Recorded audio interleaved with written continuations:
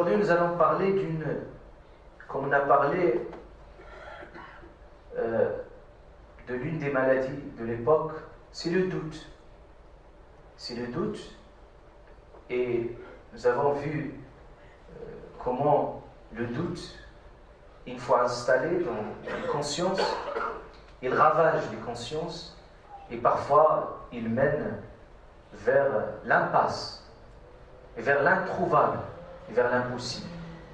Et vous imaginez, un esprit troublé par le doute est un esprit démissionnaire, qui ne fait rien, et qui s'agite avec des mouvements de pensée parasites et qui n'arrive nulle part. D'où la certitude et l'yaqin que nous avons bien détaillé la fois dernière. Aujourd'hui, je vais parler d'un autre problème également, qui est associé à cela. C'est le problème du manque de volonté. Beaucoup de gens se plaignent. Je fais, mais je n'arrive pas. J'ai plus la volonté, j'ai plus la motivation, j'ai plus l'enthousiasme, il n'y a plus ce sens profond, ce moteur, cette énergie motrice qui est la volonté. La volonté, par la volonté, on dit toujours on arrive. C'est-à-dire, il suffit de vouloir pour pouvoir. La notion de vouloir pour pouvoir. Ça veut dire, par la volonté, on peut arriver à atteindre des buts ultimes et arriver à ce que les gens disent, voilà, cette personne, il a de la volonté. Et parfois, ce manque de volonté nous handicape. Et nous laisse parfois handicapés, si on puisse dire. Et parfois, morts-vivants. Il y a des personnes qui sont vivantes. Certes, ils jouissent d'une bonne santé, ils ont tout, ils ont le temps, ils ont plein de choses. Mais qui ne profitent rien, qui ne jouissent en rien de ces capacités que Dieu leur a données. Alors que d'autres personnes, parfois, elles sont en situation d'handicap physique, mais qu'ils ont fait, ils ont fait des miracles dans leur vie. Vous avez de l'histoire ancienne, de l'histoire moderne, des gens qui sont arrivés à des niveaux, on peut dire impossibles, mais qu'il y a, une fois, il y a la question de la volonté, ça change radicalement, ça donne, c'est un jeu miracle de la volonté. Et quand on manque de volonté, même si on a tout, on ne peut rien faire. Mort-vivant au sens, quand notre volonté meurt, c'est qu'on est mort, moralement mort sur tous les plans. On ne peut rien faire. On peut juste être spectateur, au pire spectateur, sur notre vie, mais il n'y a rien de...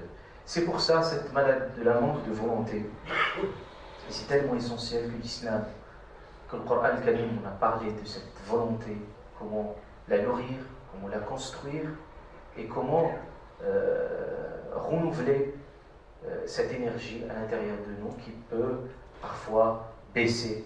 Et qu'est-ce qui fait baisser la motivation? Qu'est-ce qui fait... Et ça suppose une connaissance approfondie de soi, une connaissance d'Allah subhanahu wa ta'ala, et une connaissance aussi de l'entourage qui nous entoure. C'est ça l'objet, incha'Allah ta'ala, de ce sermon.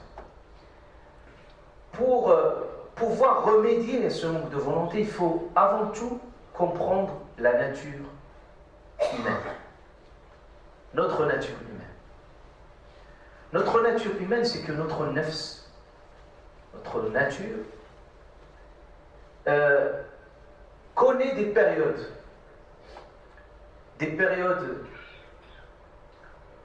où l'enthousiasme, être enthousiaste, souvent, nafs, quand il commence une action, il est très enthousiaste.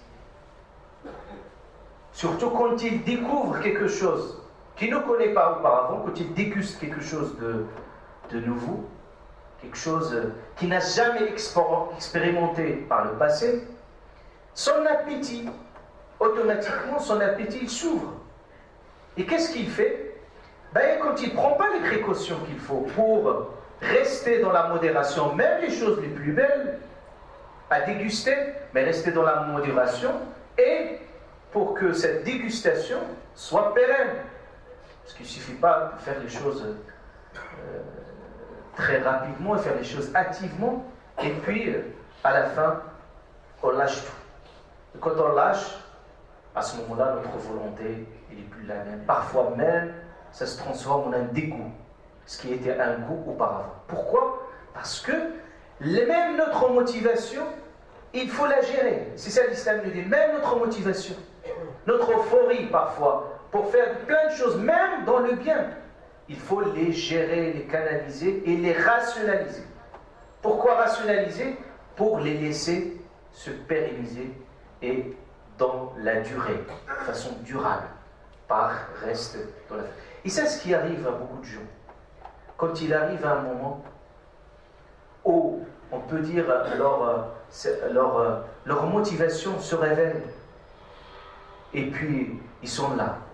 C'est comme quelqu'un face à un plat, il a très faim, il commence à manger n'importe quoi. Et il commence à manger n'importe comment. Et puis parfois il se transforme en un dégoût. Même la nourriture qui était auparavant, elle avait un goût, ça se transforme en un dégoût. Pourquoi? Une aversion. Pourquoi pour ces aliments? Parce que finalement, la personne n'a pas su gérer cet enthousiasme dès le début. C'est ça ce que nous montre le prophète quand il nous dit de ce hadith, il dit chaque action, il a une effervescence, c'est-à-dire il a un enthousiasme. Chaque action, il y a quand on commence une action, shirra, ici c'est une métaphore pour dire quand le feu s'allume, ça dégage, c'est-à-dire cette fumée quand il se dégage, c'est ça ce que dit le prophète. Chaque action ressemble comme une fumée. C'est-à-dire quand vous allez allumer le feu, cette braise peut arriver à un niveau très très très supérieur d'enthousiasme. Ici le prophète il dit chaque enthousiasme, chaque motivation, shirra, une démotivation. C'est-à-dire, il arrive à un moment, il y a une rechute. Seul que le Coran al-Karim qualifie les anges qui adorent Dieu, c'est-à-dire de façon continue, sans aucune lassitude. Allah Ta'ala les décrit ainsi. Pour vous donner un ordre d'exemple, le prophète, quand il a vu même une femme qui était en train de prier la prière de la nuit, et pour pouvoir prier la prière de la nuit, il mettait une corde comme un soutien pour qu'il puisse faire la prière de la nuit. Et le prophète a ordonné de couper cette corde. Et quand tu lui as demandé, le prophète a dit doucement, alaykum ma tutiqoun, c'est-à-dire faites ce que vous pouvez, c'est-à-dire n'allez pas à une vitesse, parce que des gens qui courent avec une vitesse sans contrôle, mais quand ils s'arrêtent, ils calment. Et puis il n'y a plus rien. Après, ils ne font plus rien. Voilà. Et puis ça devient une période, alors qu'ils n'ont pas géré leur énergie, leur motivation. Il faut le gérer. Et il est couper cela. Il explique le prophète, il a dit, car Allah ne se lasse pas jusqu'au que vous lassiez. C'est-à-dire, la lassitude, c'est une nature humaine. Donc, il faut pouvoir gérer. Et quelles sont la sonnette d'alarme? Là, à un moment, il faut dire, là, c'est dangereux. C'est ça ce qu'il faut gérer.